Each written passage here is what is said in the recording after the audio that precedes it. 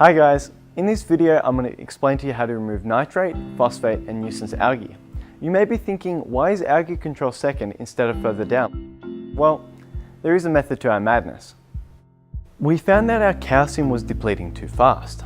We would read low phosphates but never able to keep consistently high levels of calcium while still having cyanobacteria problems. After conducting research, we found that calcium binds with phosphates, forming a nasty compound called tricalcium diphosphate, which binds onto your rock.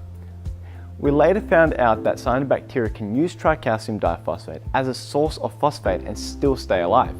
This explained everything. Since we were dealing with metallic chemical reactions, we needed to find an element that was stronger than calcium. The result is our phosphate remover.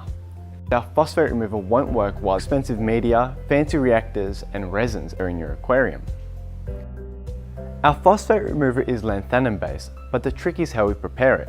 If prepared incorrectly, lanthanum will rapidly react with carbonates and other negatively charged ions which will cause harm to your aquarium. Fortunately, we have our proven, non-toxic way of preparing it. We ran literally hundreds of tests to perfect this process, in saying that it is very important that you do not overdose. A quick sign that you are overdosing is a fine white precipitate forming on the glass itself. If you notice any white flakes, it means our phosphate remover is working well to remove high concentrations of phosphate. It is non-toxic, so if your fish eat it, they'll spit it out immediately. They will not be harmed. The flake itself is lanthanum phosphate. Cyanobacteria cannot use phosphate in this form. Instead of forming part of your rock, it will make its way into your existing filter system. It will then be removed when you replace or clean your filter. Now down to hairy, green and nuisance algae. They do use phosphate but primarily use nitrate. Carbon dosing has spread like wildfire within the aquarium industry. The two popular ones are vodka dosing and vinegar dosing. Don't dose with vinegar because it lowers pH, which will do more harm than good.